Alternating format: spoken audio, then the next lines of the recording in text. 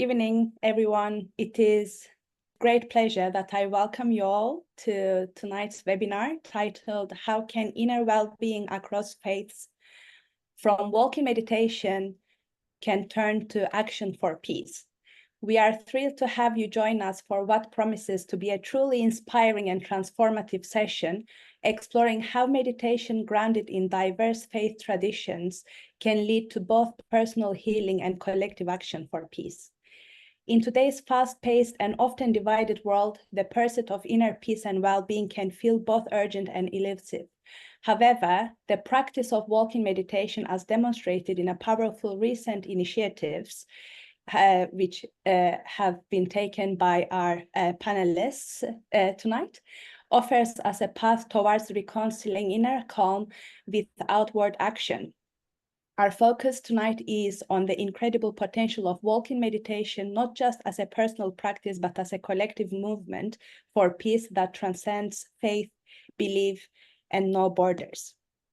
I'd like to now introduce my remarkable speakers, Rehena Harilall.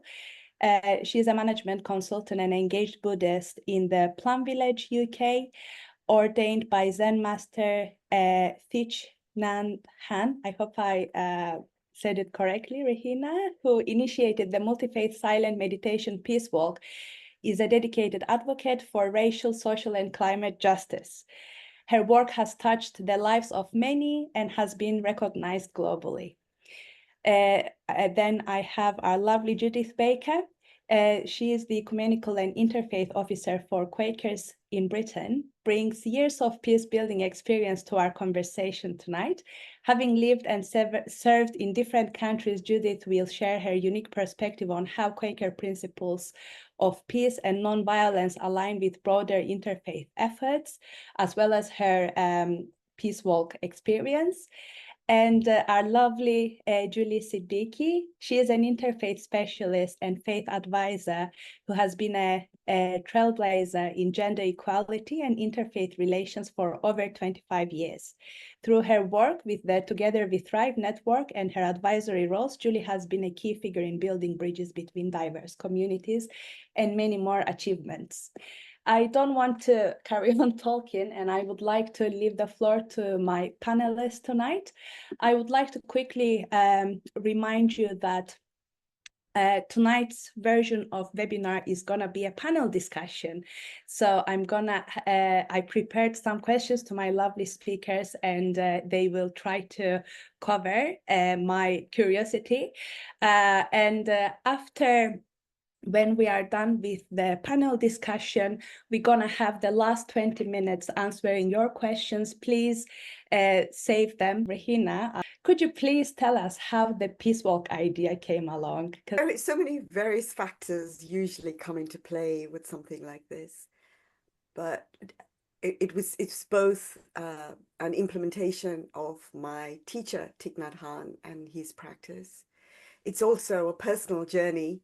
And thirdly, it was in response to what was happening last year in October, the increase in violence, not just in Israel and Gaza but also what was happening in the rest of the world, Sudan, Ukraine, and the 140 wars that are happening and conflicts happening around the world. And it just felt that there was so much action and reaction, division and pain that was happening between people. And while there were lots of initiatives promoting peace, bringing people in division together, and one of them is work that Julie was involved in, what wasn't happening was individual faiths was calling for peace, calling for ceasefire, calling for a cessation of violence, calling for various actions.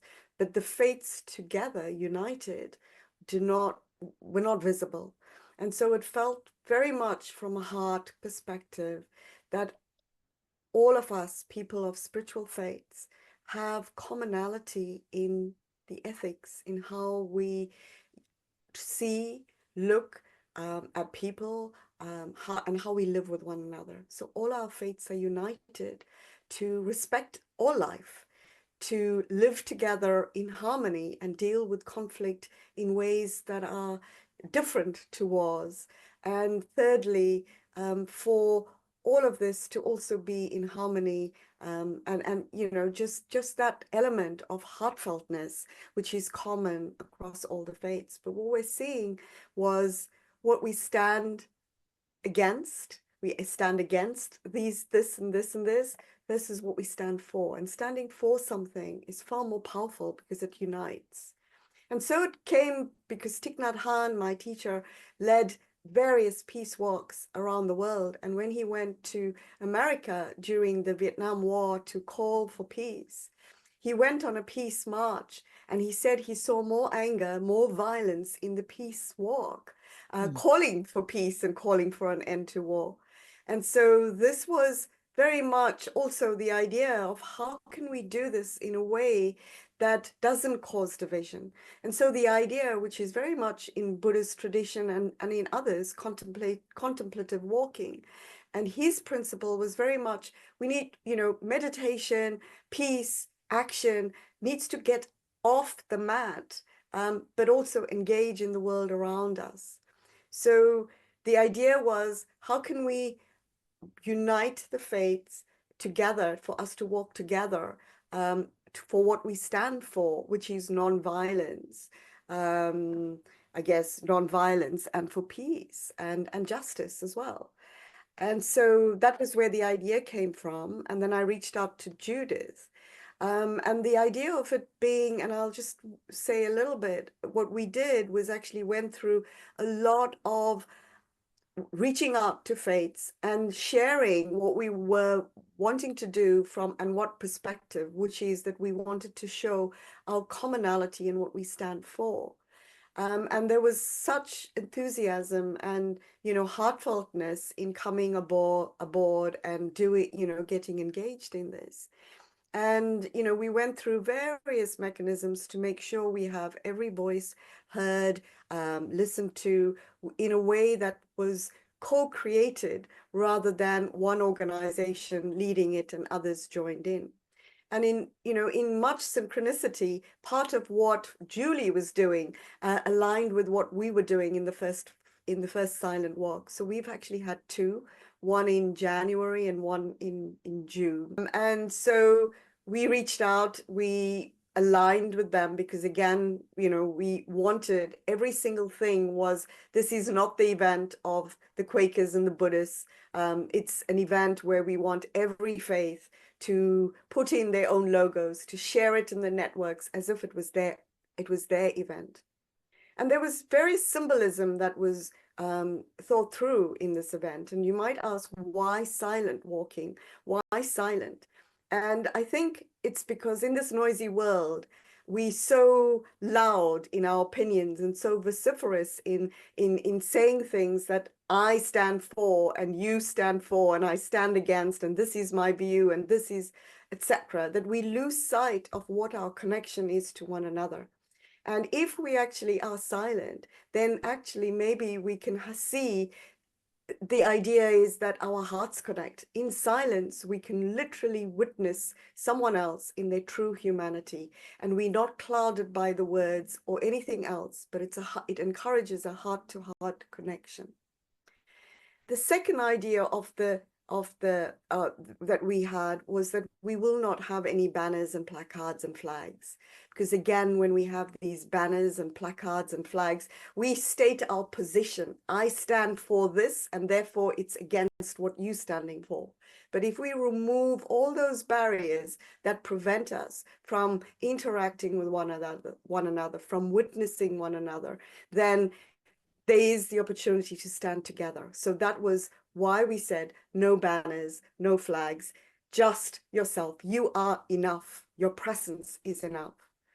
The third thing we thought very clearly about, which was, you know, peace means something. And we felt that it was important not just to have faith leaders talk about peace and offer prayers. What we wanted were actually lay representatives, lay practitioners who had the grounded experience and dealt with people day in and day out, who understood the conflicts, the anger, the pain that everyone, that people in the communities were going through.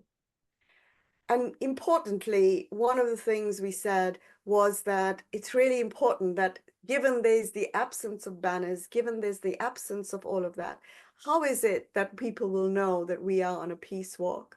And then we said it will be really great, and the idea of carrying a white flower, not just carrying any white flower, but actually making a white flower and carrying it with you became really symbolic. And the act of making that white flower was a reflection that to cultivate our peace and to cultivate peace is something that each and every one of us needs to do, not just in a march or in a walk or on the mat or in our words, but it's something that we need to invest energy into every single day, every single breath, every single step. And so all of that came together.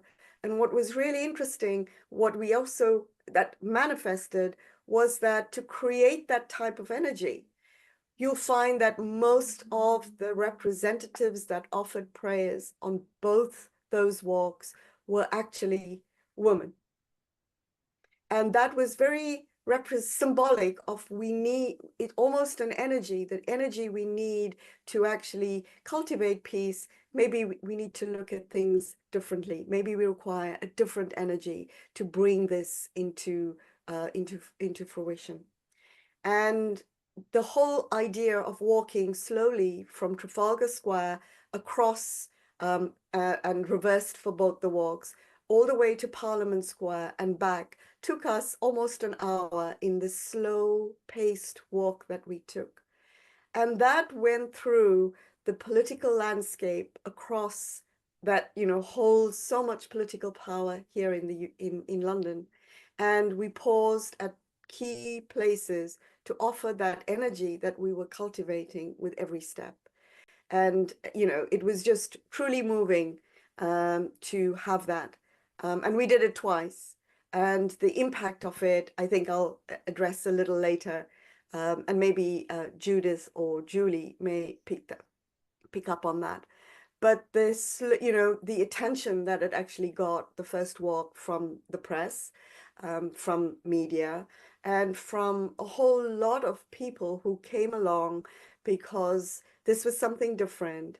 It was demonstrating how, even though people didn't know what we were doing, it's created silence in Trafalgar Square. People started nodding, people bought into what it is we're doing. So I think it was powerful in that way. So that was the idea of it the first time, and then the second time again. And the two things for me was an inspiration for my own teacher, but also my own personal journey from being someone who was labeled as a terrorist as a child to actually have cultivated the energy of non-anger, or of not engaging in violence and proclaiming non-violence to that degree that I could now organize a peace walk. So for me, it was that personal transformation as well. Such inspiring story so far, Judith. I would like to ask the same question to you. How did you feel when you got approached by Rehena about the walk? Thank you so much. So yeah, when Rehena reached out to me, her vision chimed with everything I had been thinking. So I felt encouraged. I felt this was where energy for peace should be, and I felt I wanted to work with her. It's amazing to think that a year ago we had never met. I just find that quite extraordinary. I should perhaps first just say what a Quaker is. There may be people here who don't know or never heard of us. We're a very small group. Quaker is sort of shorthand for the Religious Society of Friends. Quakerism began in 17th century England and is firmly rooted in Christianity. However, we also recognize the truth with a capital T from whatever quarter it may come. So interfaith and multi-faith, respect and cooperation have always been part of being a Quaker. We call ourselves Friends with a capital F. So Quakers are contemplative. We worship mostly in small groups based on silence. with occasional spoken contributions that we call ministry. And Quakers are committed to living our faith in the world, and in Christian terms are one of the historic peace churches. So I work for Quakers as the first point of contact for other faith groups and churches. And Quakers as a faith group are committed to peace and justice. And we have a faith in action team in our peace department. So right from the beginning, I looped in my colleague, Jo Holtaway, to work with Rehena and me on the practicalities of organising a public something in central London, which I'd never done before. So how did I feel? Like most people, I'd been really horrified by the attacks of the 7th of October. I was horrified by the response from the Israeli military, the deaths and the destruction. I'd also been horrified by the war in Ukraine, the deaths, the destruction, and equally appalled at the wars in Sudan, Yemen, and the DRC, to name but a few. So when Rehena told me that her vision was to walk for peace and against all wars, not just the war in Gaza, which had so much media attention, again, it chimed with me. I'd been praying that there must be another way, that war is a failure and does not solve anything. Beyond hand-wringing and conventional demonstrations, what could we do? Could there not be something positive? I'd been to the beautiful vigil service in St. James's Church, Piccadilly. This was after the bombs started to fall on Gaza.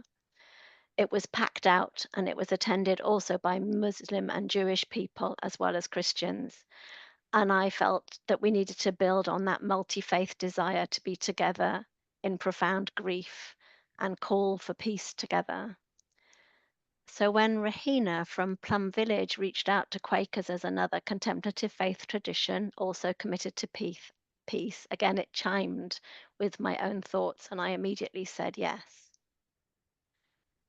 At that time, and also to some extent today, words were so very hard to find.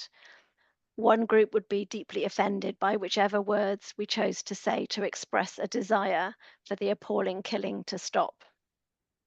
So the idea of a silent action appealed very much.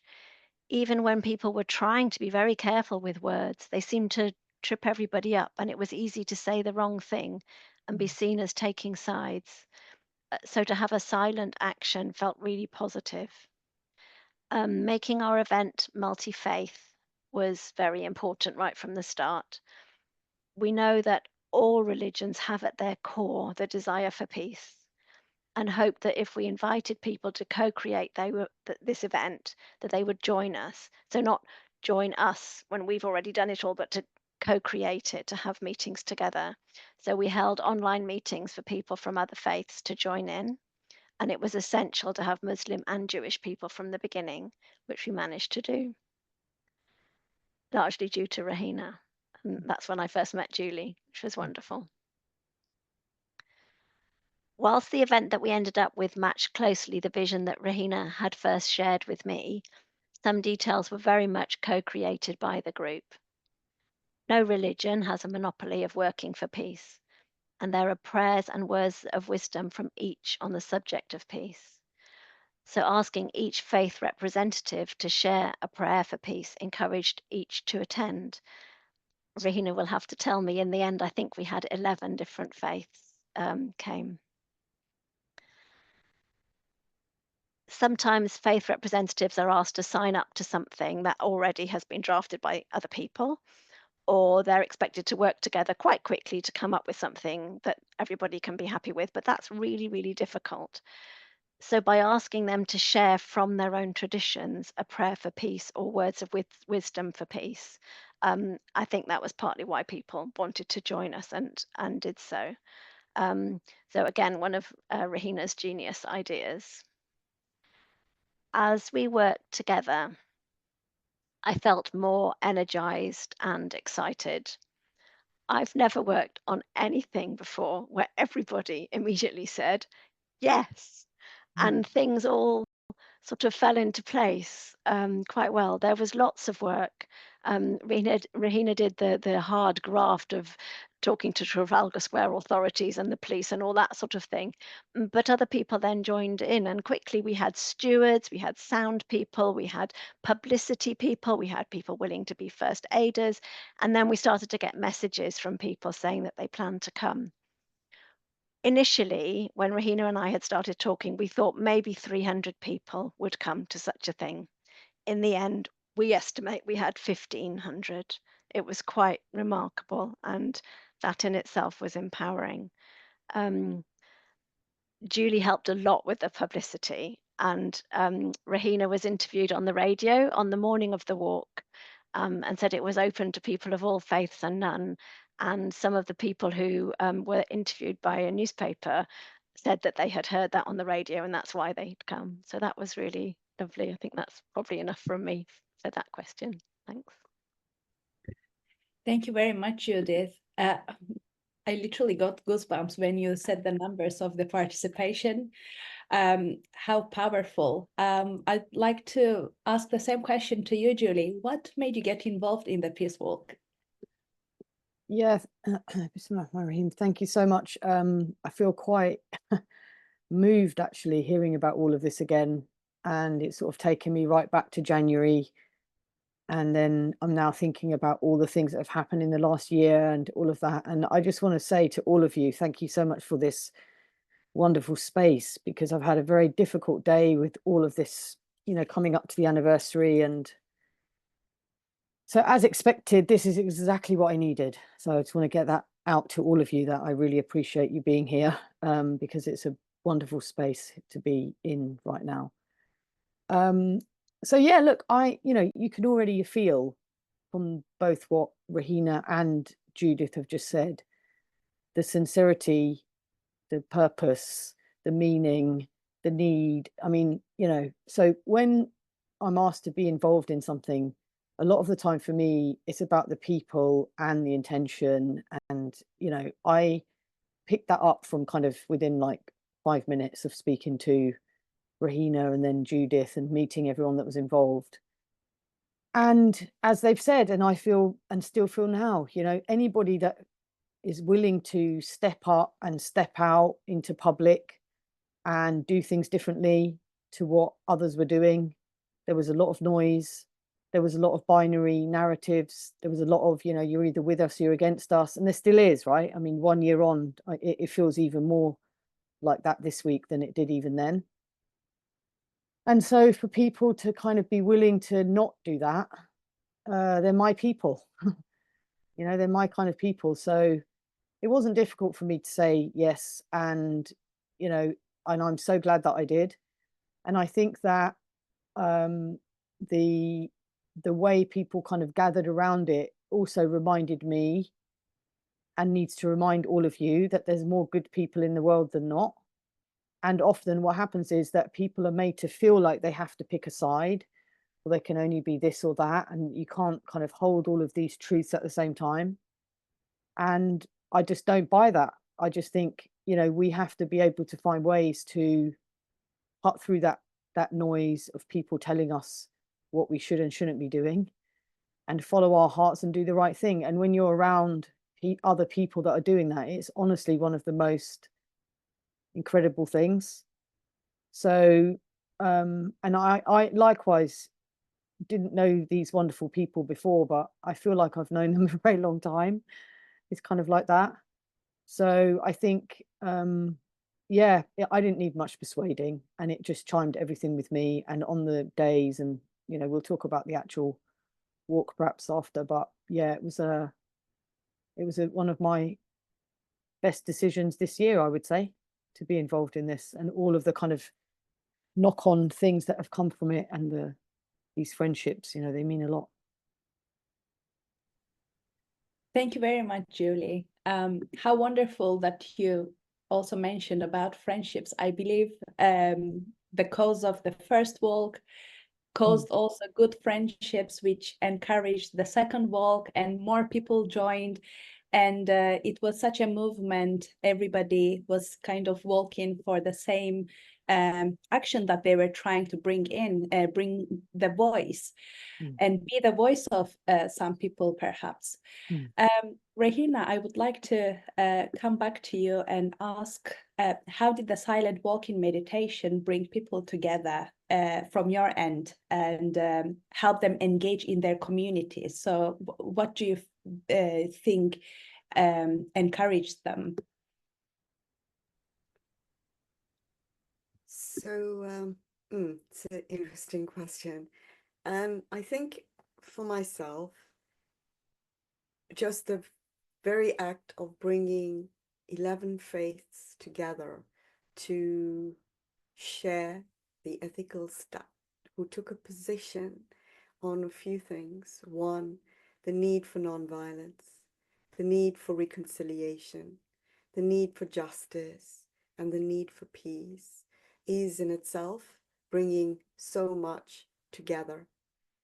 And people of all faiths joined in, and no faiths joined in. We had a Druid who had never been invited to an event before and was so moved by attending this, so it was not just around getting people there. It was also about bringing in voices who don't always get the opportunity to be connected and heard. And that created such a moving ripple effect, even in the Druid community as well. And so, it brought people together because there was while we encouraged people to wear their clothing of their faith, of their culture, just walking together was really, really symbolic. I think it brought the attention of many people together, and friendships were generated there. But I think more than that, the ripple effect was through the media, the interviews, the Guardian, and all of however it was reported was there. But actually, it stimulated so much energy that the first walk led to the second walk on request, because people felt the call to come together again and again and again. And the second walk, I mean, just as a reminder, the first walk was called Peace is Every Step. There is no way to peace. Peace is the way. And the second walk was called Walk With Me. And the second walk was in honor of the lives that are lost in war, the dreams, the hopes of children, of adults, of potential dreamers, artists, etc., that are lost in this type of situation. And the second walk got the attention. We had people that came for the second walk in London from France, from all over the UK, but more importantly, it set up a little bit of a global movement, because on the second walk, people had seen the first walk and wanted to participate. So the second walk touched people that walk, and on that day, it happened in the US, in San Francisco, in Washington, in New York, and in Botswana. So people came together around that and walked together in the different countries. And it didn't stop there, because every few weeks I get a request for how can we do the peace walk in Geneva? How can we do the peace walk in Melbourne? How can we do a peace walk wherever we are? And on the 21st of September this year, there was a mindful walk in Jerusalem, which again was inspired and was support was requested from us. And there was a peace walk in Jerusalem on International Peace Day. And even now, there's still a request of people wanting to do this, to bring together their communities, to bring together the people who may be seen as being on opposing sides. And it's not so important, well, it's equally important, not just for what's happening around the world, but also to address and bring people together right here in the UK, in the divisions that we face. So I think for me, that's a way that it's actually bringing people together to engage in their communities.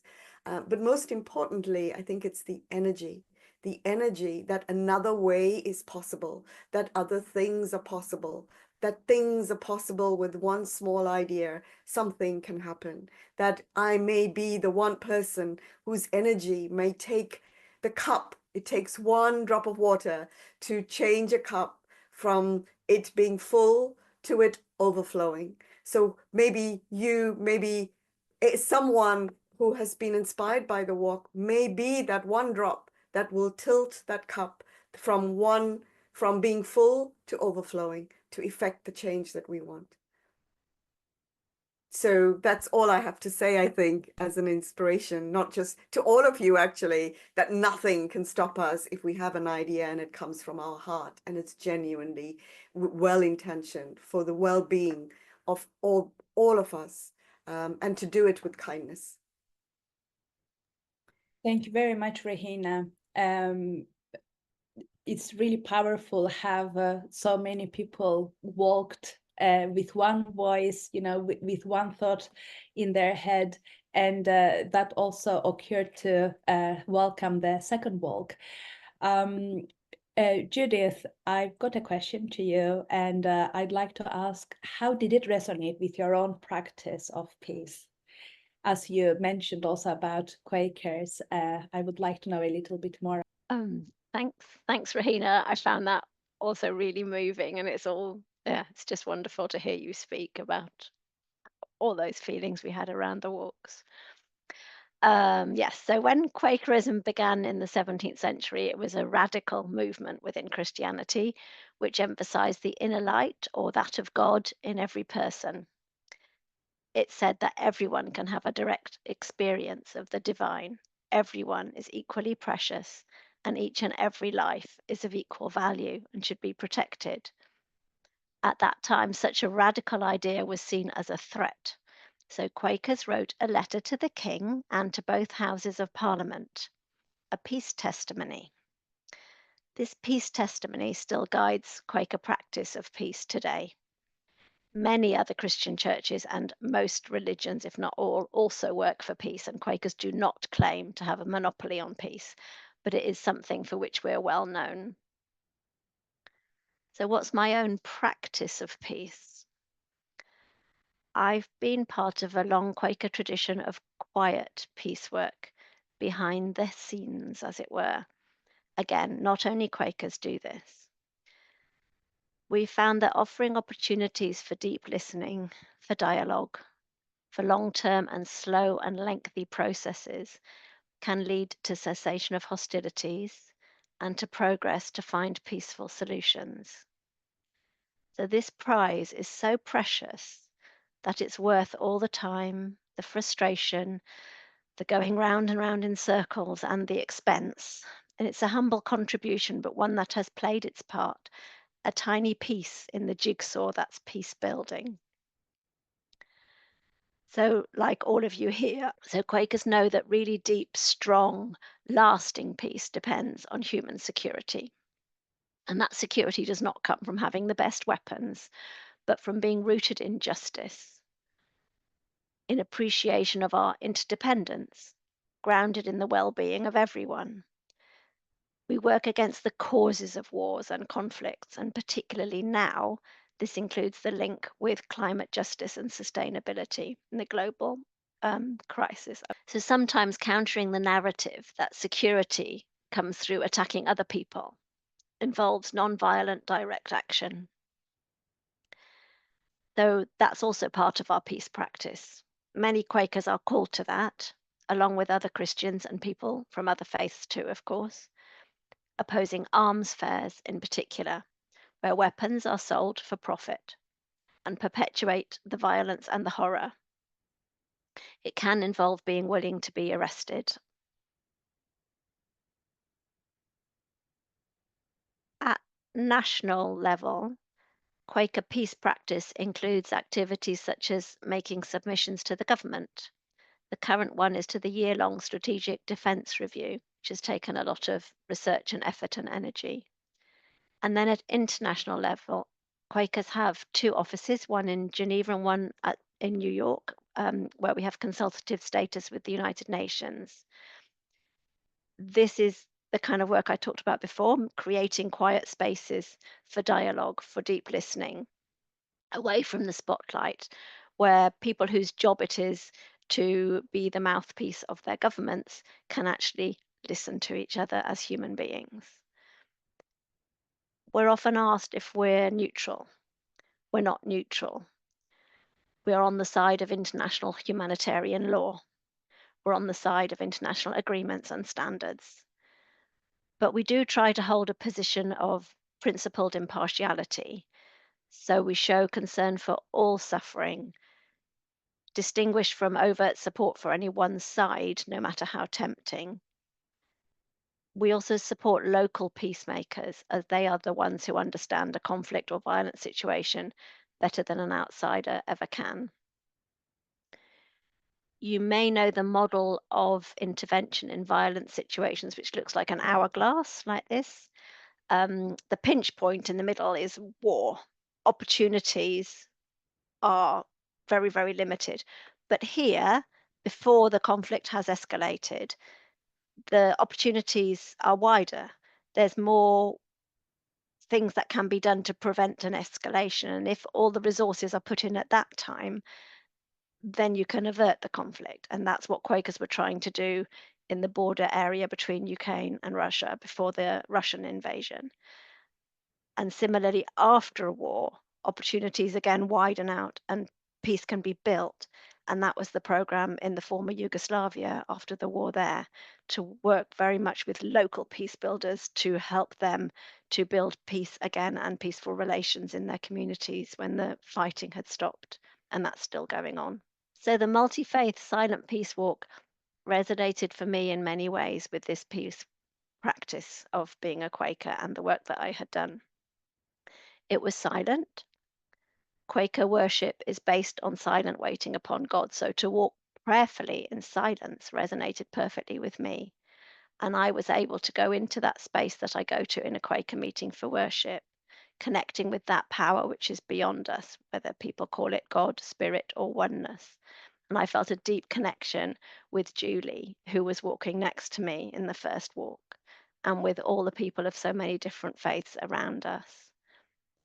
We were raising the level of peace energy, it felt, in the capital as we went to the places of power, Downing Street, the Cenotaph, and so on. And we each wore a white flower, Rehena spoke about, that people had been asked to make and bring or had brought with them. And that felt very equal. We all had a white flower. And the people who offered prayers were they were representatives. They weren't faith leaders. They were people. We were all people. Just the walk, each step was extraordinary. I'd never felt anything like it. The first walk was called Peace in Every Step, and I really felt each slow, deliberate step was creating peace in London. It was wonderful. I can't really describe it. It was quite a unique experience. And I think the people who fell silent as we walked past them, that was also very powerful. At first, people were sort of saying, "What are you? We don't know what you are," because we had no placards or banners, but we had little QR codes that could be given on a postcard, and people could then scan that and find out all about us and why we were being silent. And people said that they felt really connected and energized after the walk. So that also resonated with me. I'd just like to show you something. I don't know if you can see this very well. This is the flower that Rehena made at the end of the first walk. We asked everyone to exchange a flower with somebody near them. This has been on my mantelpiece ever since and is a daily reminder of the walk and that really profound sense of creating peace somewhere. So before I cry, I'm going to stop talking. Thank you very much, Judith. How wonderful. The little flower, which has really big meaning and power, I want to say. Julie, back to you, and I would like to ask the question that I've got for you. I wanted to ask you, if you could answer me, how did you feel to be part of the peace walk, and how, in general, the experience of it felt for you, considering your faith? Okay, so I'm not going to lie, the silent element of it wasn't always easy for me, because I love talking, and I felt a sort of overwhelming sense of wanting to share how I was feeling with other people. And so sometimes I found it hard. A couple of times I got told off for speaking in a good way. Reminder, let's say a nice reminder that it was better if I didn't speak. Let's say it like that. And but I think the one thing that I'd like to say that Judith started to touch on there was the reaction of the public.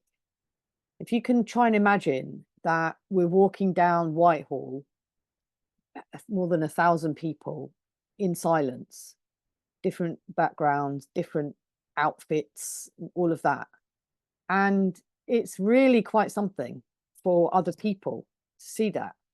And I found the reaction of the public very moving, because yes, people were curious and all of that, but there was definitely a sense of almost like a sort of, I felt like a collective like relief of people seeing it and thinking, okay, so we're going to be all right.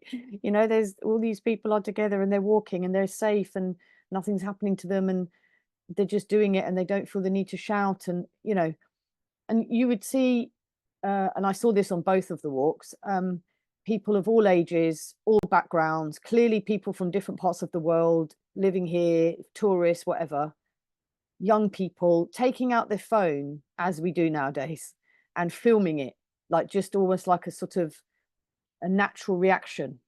And I found each one of those that I saw very moving, because I just thought to myself, first of all of those videos will be shared within their own, so on social media, on WhatsApp or whatever we all do nowadays. People will have kept it on their phone and then might even be looking at it now for all we know, right, as a reminder.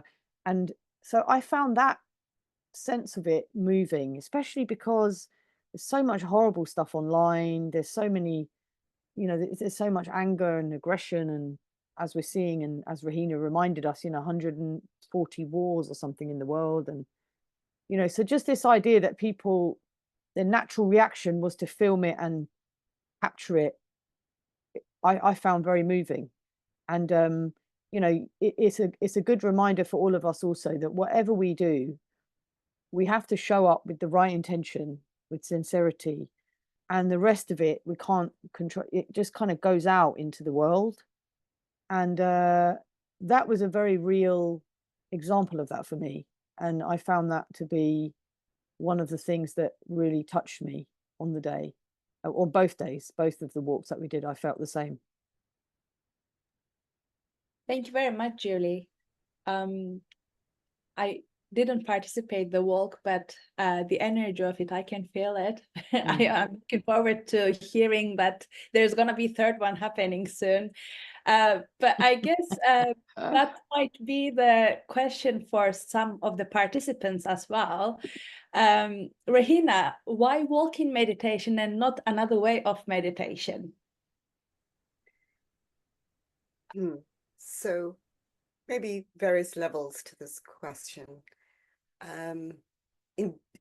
Most people associate Buddhism as something that we sit on a mat with the intention of trying to bliss out.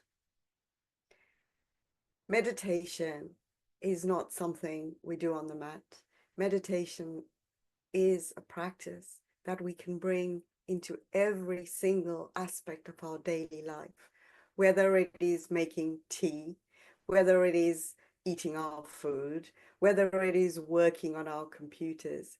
It can be an act of meditation. It can be an act of mindfulness. It can be a reminder and a bell of what it is we are doing, the relationship that we have through the rest of the world, through whatever it is that we are doing, the water, the earth, the, you know, everything connects us to everything else.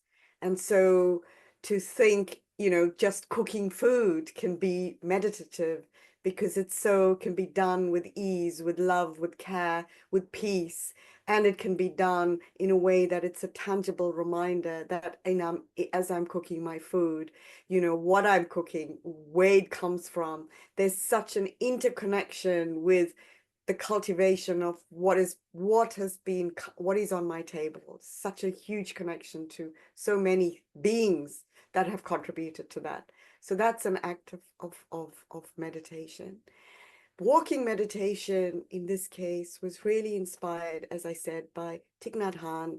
And for those who don't know, Thich Nhat Hanh was a Zen master in Vietnam during the Vietnam War, who was nominated for the Peace Prize, Nobel Prize for Peace by Martin Luther King, was good friends with Martin Luther King. And when he was meditating in Vietnam as a monk, as a young monk, in the meditation halls, and bombs were actually landing around him as the war was unfolding in Vietnam. He came to a realization that meditation, that engagement doesn't happen just with ourselves on the mat, but engagement happens with bringing what we've cultivated on the mat, the ease and peace in ourselves, to bring that into the world.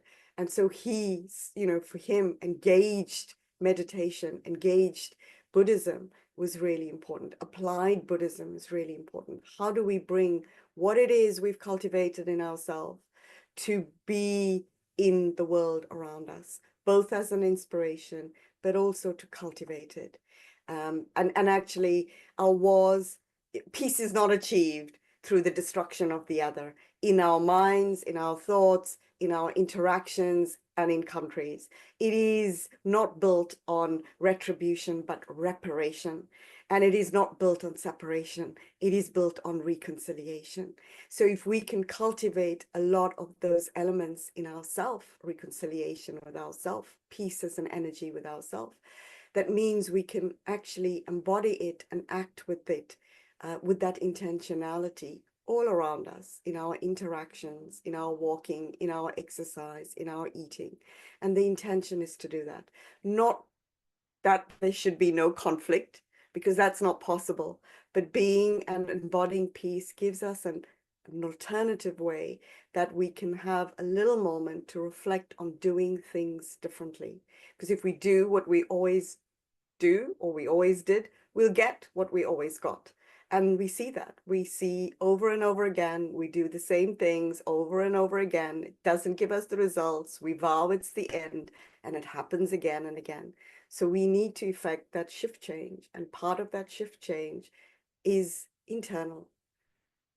Because the peace is not just between countries, but between us when we talk to one another, between our loved ones when we have an argument, between people on the street that we see or maybe don't see, because we, you know, and it's in all those elements. Can we look at the world with, as the Dalai Lama says, the religion is kindness. Can we look at that? But we can only look at others in kindness if we can be kind to ourselves as well. I hope that helped, Ida, because that was a little bit of a difficult question.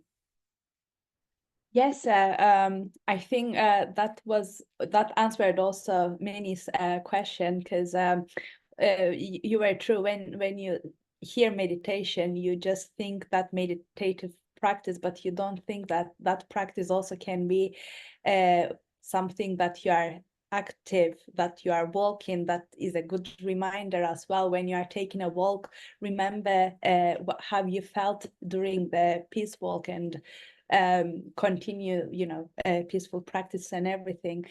Thank you very much for answering my question. Judith, I got you also a question after the, you know, what you just expressed with your experience. What made you to participate the second time the walk? And I think what I want to ask is, what do you think that the impact was, and you contributed to the walk second time as well? Okay, thank you. So it must have been about 6 months after the 7th of October when we we had vaguely thought of doing something in September, but then the suffering is about 6 months into the conflict in Gaza. The suffering of the children was so immense, and the number of people killed just unimaginable, and each life lost a tragedy. So it was all very acute, still is. So we were asked by someone working at Christian Aid whether we could organise a second walk, and it felt right to say yes. But originally, the idea had been that Rehena and I would organise a second walk, and that 3 large NGOs would support us. Hopefully, it would have been Christian Aid, Islamic Relief, and World Jewish Relief, but this didn't happen in the end. So it was us. And also, since the first walk, my communications department had had many, many requests from Quakers. When is there going to be another one? I didn't make it to the first one. I want to come on another one. So we had that going on as well. People wanted something positive to do, and so I guess it was from that. Levels of anger are very high. They were very high. And trying to channel that anger into something positive felt important. So I spoke just now about that power that I felt on the first walk, and I suppose it was hoping that the second walk would also feel like that and would again raise that energy for peace in the capital. We decided the second time to pause more. On the first walk, we had paused outside Downing Street. The second time we paused in more places, at the Cenotaph, at some of the memorials on Whitehall, and again at Downing Street. And that was really powerful as well. And again, we wanted to remember the victims of all wars, all violent conflict, all kinds of military aggression. What I said about words still applies, whether you call something a war or a conflict or military aggression or bombardment, depending on which side you are. So it doesn't feel like a conflict if it's just one-sided, and it doesn't feel like a war if it's not armies, and it doesn't, so it's very difficult to find the words. But all those places we want 140, however you define them. So Sudan in particular, almost forgotten because of Ukraine and Gaza, but absolutely horrific what's happening in Sudan. And the DRC rumbling on for years and years. Yemen, Ukraine, as well as Gaza and the other wars. So again, remembering all the victims. So that's why we did it again. What was the impact? We've spoken a little bit about this. So Rehena was interviewed, I think it was called In Spirit, with Jumoke Fasciola on BBC Radio London on the morning of the first walk. Anyone who heard her will have been affected hearing her words. Some will have come on the walk, others didn't, but they heard it. Who knows what the impact is, what the ripples are. All the people who came on the walks will have felt something. For me personally, that feeling was much greater on the first walk than the second. That's just how it was for me, but I know other people felt it equally in both. And something about renewing a personal commitment for peace. If you bother to show up for something like that, and you've bothered to walk with people of other faiths around you, you've made friendships, hopefully, and you've experienced what that's like, then you go home and you feel energized and you have some recommitment. So I hope that that's an impact as well. I don't know how to measure that. I don't particularly want to measure it, but that's something that I hope is an impact. All the people Julie talked about, the people who saw the walks, that they will have been touched in some way. And I hope they are looking at the little films they took on their phones and thinking, oh yes, I remember that. We had coverage on ITV News, in The Guardian, and in the religious press.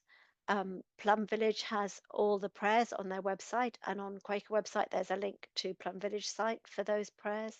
There are short films from each walk which are really beautiful and moving, and there have been the walks modelled on ours that have taken place in other cities, in Washington, Jerusalem, Los Angeles. I didn't know about Botswana. That's wonderful, and I hope that that will continue.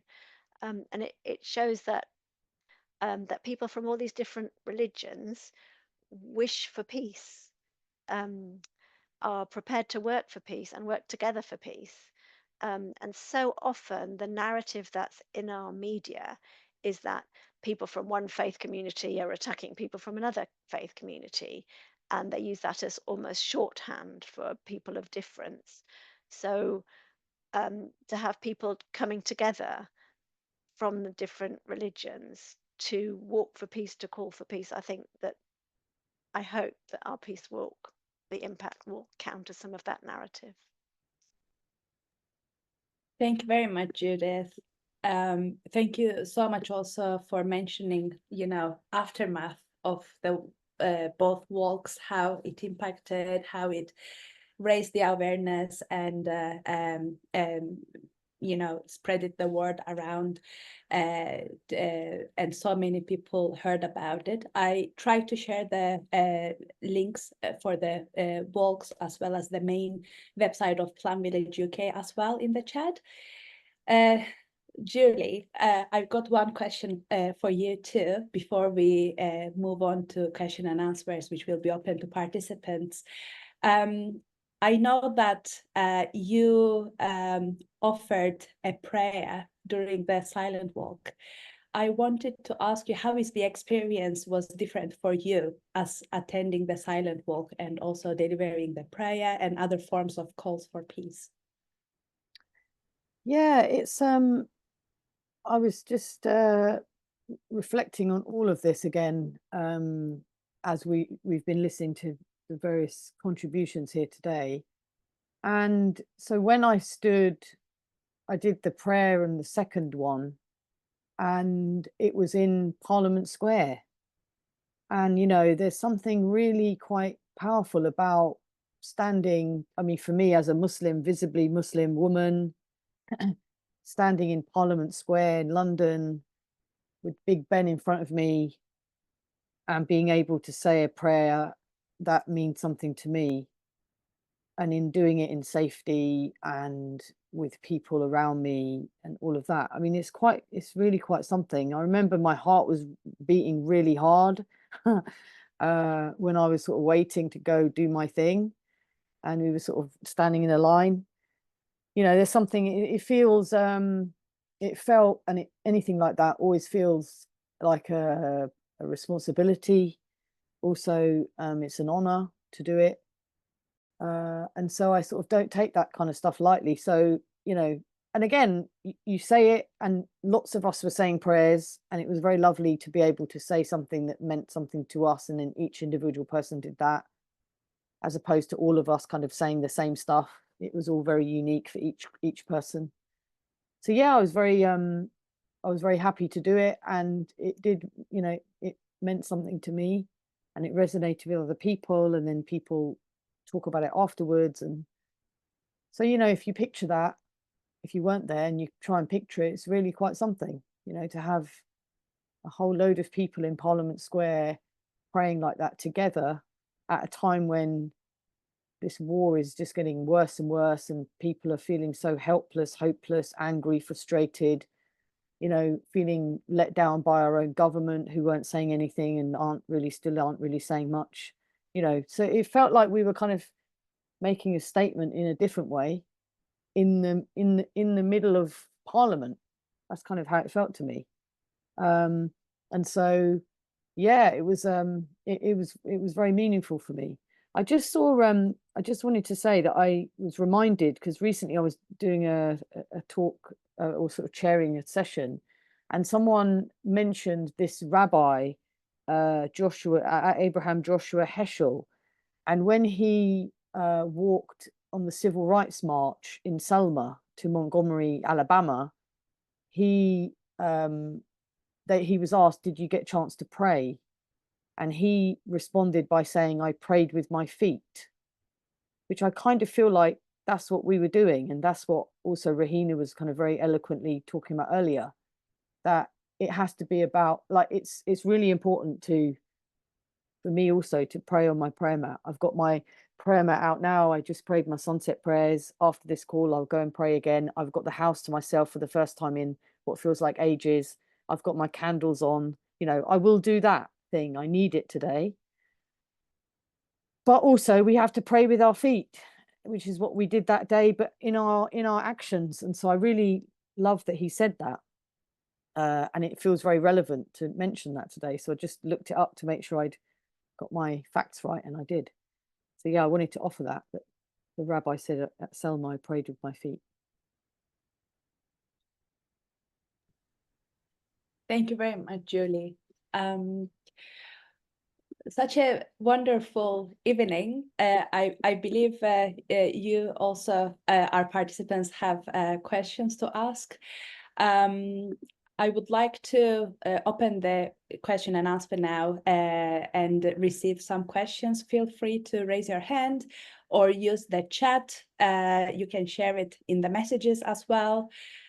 Let's start with Kevin first. Yeah, good evening, everyone. Great to be here. And I'm so glad that Stuart's back from Cheltenham. Stuart and I are members of Cheltenham Interfaith.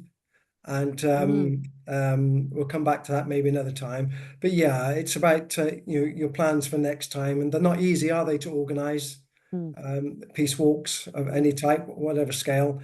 And next year then, have you got plans for next year? Do you have ideas in mind for next year? Well, I was going to say, first we'll breathe. Second, we will go through the next year.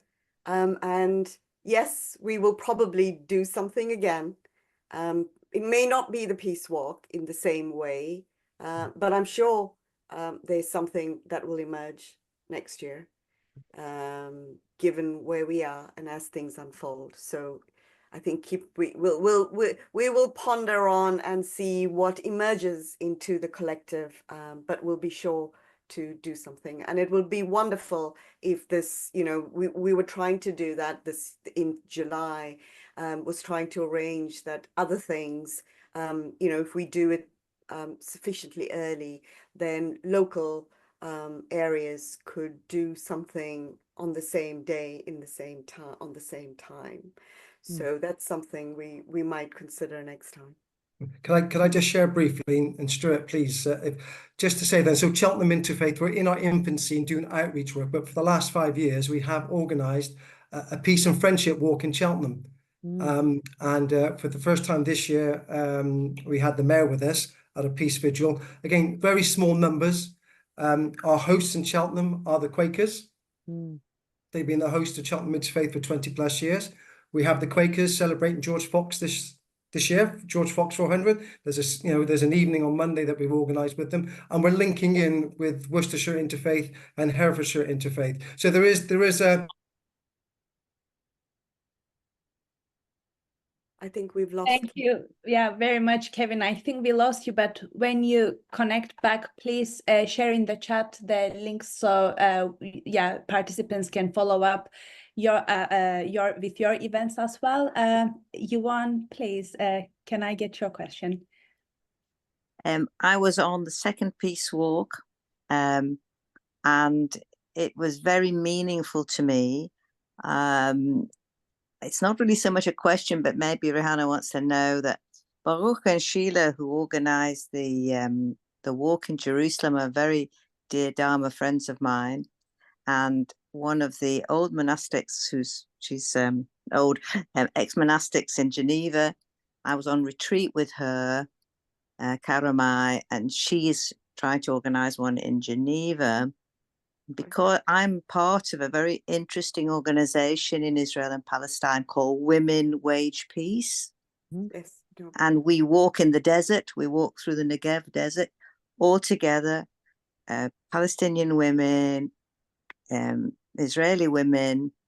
And it's one of the most profound things. And that's, again, silent walking. We do a bit of singing in the desert.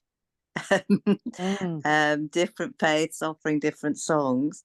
But I think I wanted to say a great bow of gratitude to all of you who have inspired this walking, and my own teacher and Rehena's teacher, Thich, Nhat, because it's a wonderful thing when you show people and you tell people. I'm a textile designer, so I have made loads of white flowers for loads of people, and that's been my way of explaining about this wonderful thing that we did, that many people are doing their own small version of it, and it's a wonderful thing to be involved. I come from a very, very interfaith lineage in my own family. So I was brought up in at least 2 faiths, and so it's been part of my own journey. I was a Quaker for many years before I found the Buddhist practice, but I still think I'm part of all of them. And I think if my own experience is anything to go by, I can imagine the inspiration. Like one of our speakers, I was so moved. People kept stopping or touching out to us, going, "What are you doing?" And we were giving the cards. It was so beautiful. I was incredibly moved by it. And I just want to thank you all for that. It gave me such a wonderful, wonderful, deep sense of peacemaking in myself, in the world. Thank you very much for your amazing sharings, Yvonne. How wonderful. I'd like to continue with Nigel's question, and then we do have a few questions in the chat, so I'll continue with those. Thank you very much. Thank you. I'm a Quaker and part of Aberdeen Interfaith group, interested in the peacemaking and peace building. I suppose just a question. I heard it mentioned several times that this has inspired some other local peace walks as well. Have you thought of producing a kind of brief handbook of how to organize a peace walk, with part of it being the rationale which Rehena gave us at the beginning, which I found very interesting, but also practical suggestions about the ways you can do it and so on and so forth, different ways you can do it. I think that might be quite helpful, because the idea of these happening on a smaller scale in many places sounds like a very good idea. So I'll take that, if that's okay, Julie and Judith. So in a way, we've done that when Yvonne mentioned the walk in Israel, in Jerusalem, and then with Carolina in Geneva. Both of them have been in touch with us, and we've shared all the materials and what it is and the process that needs to happen. We did the same with the walks in the US, even though we were not sure what permissions they needed from the police and so forth. We did share all our marketing material, all of those things, as a common resource to be used. So, it's just making that available for sure. That's something we can think about doing. Thank you very much, Rehena. So very quickly, I'd like to read messages in the chat and ask the questions if I can receive brief answers to them. So Molly said that she was very encouraged to hear about the first walk, and she is grateful for all the effort put into that and the second walk. It would be good to join another time, although she's going to be traveling from far, but I think there's going to be another walk. Linda shared that she participated in the COP26 vigil in Glasgow. And I think she is asking that how she can volunteer. She would love to participate. Maybe if Rehena or one of my panelists could share email address or a link to that, please. Ruth had the question of how the police feel about the both walks. If you could answer that. And also last question is from Linda. It's from Mina. She would like to know if there is gonna be links with wider movements like Peace One Day, Jewish Voice for Peace, the work of Coromila in Northern Ireland, and so far. So I'll pick up the police, because the Ruth question is an important one in terms of organizing prior to the walk. So I can talk a little bit after Judith has probably mentioned something around other relationships, because some of them we did connect with Jewish Voices for Peace, and they were part of being invited, for example. I think it's really important, yeah, to connect, and also not to compete. We are not competing. We're not saying, oh, we're better than you, or you know, your work hasn't touched us, or whatever. I think it's really important, like I was saying about a jigsaw. All these little things are a piece of the picture that is going to be peace, and we do it together, and each piece is important, and whatever we can do to help those in Jewish Voices for Peace to know that they are not alone, to help those women singing in the desert, what a fantastic image that is, to know that we are with them, that they are not alone, and these webs and connections can go everywhere. Yes, so I hope that these links will be strong, will stay strong. Thank you for your question. Thank you, Judith. And I'll segue, if that's helpful, into part of that, and then the response to the police. In essence, I think we made various contacts with lots of organizations and reached out to thousands of peace organizations that are here in the UK. Some could come, some couldn't, some sent words of support. But just to show the alignment that we actually engaged in was one that at the same time, and that's how we connected with Julie, was in the first walk, Together for Humanity, we're organizing some vigils around and action around peace at the same time.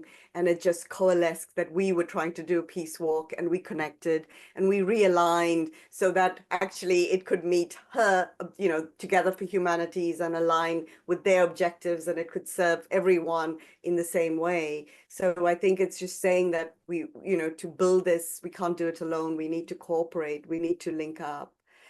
With regards to the police, well, various things. To do anything with in London on public walks, there are various administrative requirements, getting permission from various bodies, 3, 4, 5 of them actually, and one of them is the police. So they need notification up front so that they can actually prepare themselves based on numbers for the event. And we've had police presence at both walks, because when they monitored us, when we told them that what we're doing, there was a whole lot of information that they requested to understand the risk of where we were. And so we got sort of, while they can't give us permission, we are entitled to walk, they allowed us, they advised us as to how best to do it safely. And, we walked on the bus lanes. So we did take the roads, and we did block, entrances for cars to stop them as we walked. So we had stewards in place. So they need to be aware of the risk and manage it. But both walks, we had very, very visible police presence who supported us in that. For many of them, they actually joined the walk. And if we have an opportunity in the next minute to see it, you will see the police joining in the walk, the cavalcade of police, standing and blocking the road in the first walk, which is one of the most iconic photos. They literally blocked the road in Trafalgar Square so we could walk. So it just felt like this element of togetherness, even not even the police, but they were supporting us in that way. And those that were stewards at the that protect the heritage sites, they all we gave them the white flowers, and they were so delighted to also be included as part of the process, even though they were monitoring that we don't cause any damage. They were, it was just this powerful engagement of everyone coming on board. Can I just add something?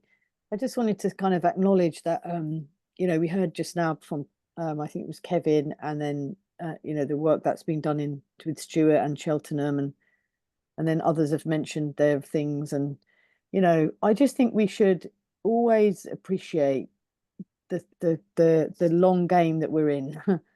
It was mentioned earlier as well. I think it was Judith that said it. It's like the kind of we're in it for the long haul. There's lots to do, and we just carry on. We plug away, we do our thing. And I always find it, however long I've been in this space for, I just always find it very encouraging and motivating when someone says, oh yeah, we've been doing that thing for 5 years, or we've been doing that thing quietly in the background. And, you know, it's never about numbers. I just don't think it's about numbers. It's not about big things. Like this one was done specifically in a bigger way, in a very public way, for a specific reason.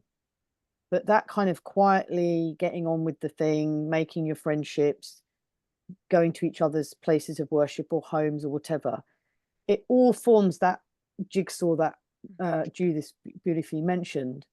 And it's just always such a lovely reminder on something like this, that people are just doing their thing. The other thing I just wanted to quickly say, and really in honor of Vivian Silva, who was one of the founders of Women Wage Peace, was killed in the attacks from the 7th of October. And, you know, there was a sense at one point that she might, you know, still be alive. And there was that kind of hope. You know, this was an elderly woman who spent many, many, many years doing her thing. And then, you know, in that time, her life was taken.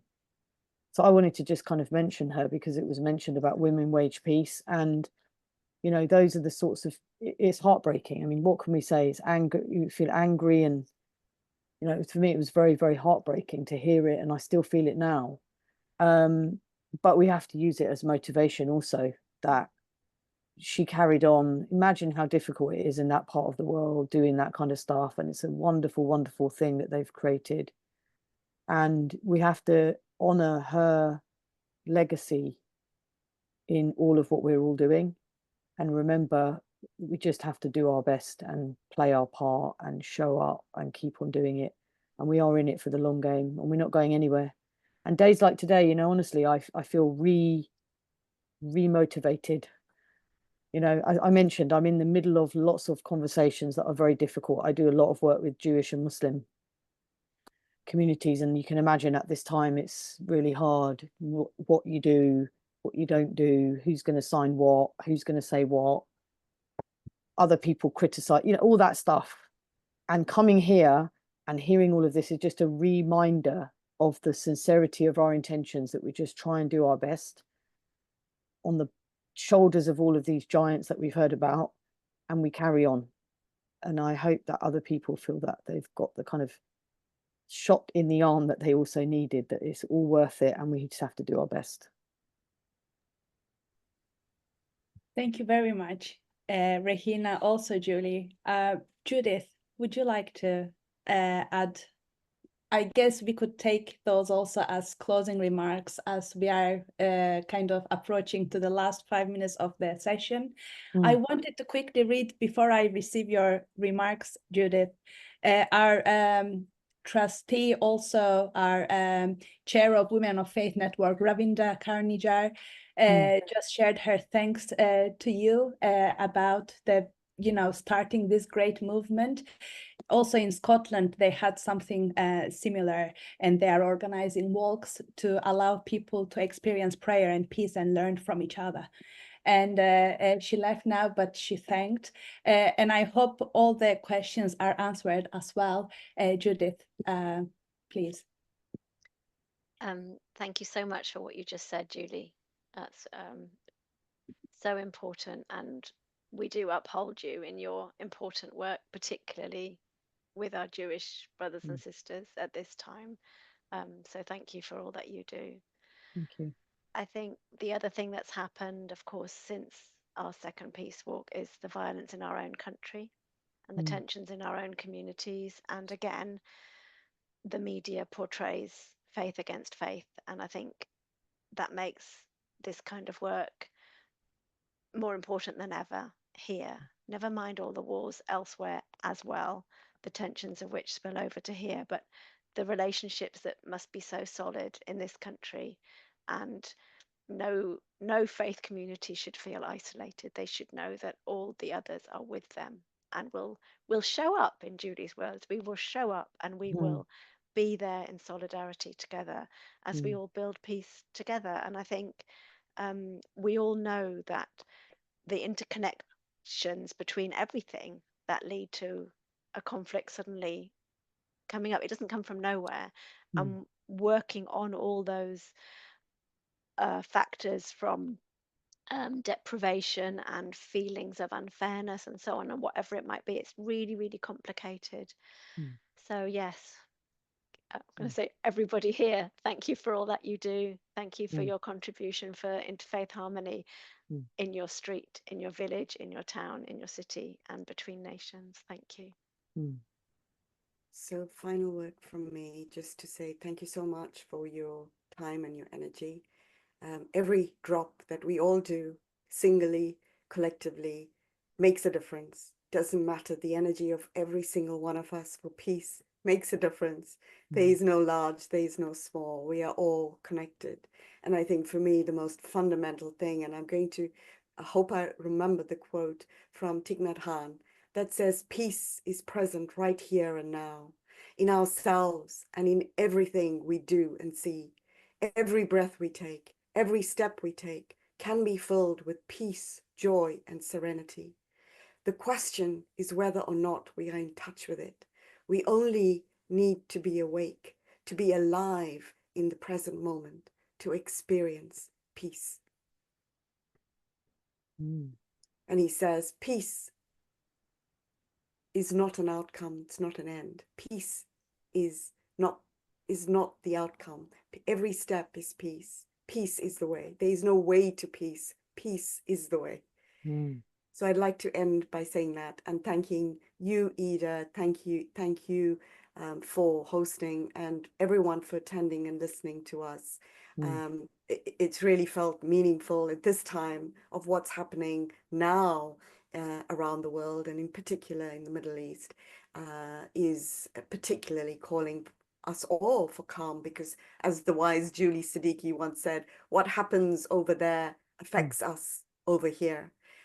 So our peace here hopefully also affects them over there. So thank you for that, and thank you for hosting us. Your energy, your questions, your enthusiasm, everything you do. Thank you so much for showing up and being there. Thanks, everyone. Thank you so much. I would like to conclude our webinar with saying that tonight I was honored to be joined by the leaders who organized this profound peace walk, as well as with you, all my participants. They shared their insights on how such collective efforts can foster unity, promote peace, and inspire action in a world often torn by conflict. They reminded us that regardless of faith, gender, age, or belief, our shared humanity is the strongest bond we have in advocating for peace. Thank you so much all. Please take good care of yourself, and peace be upon you.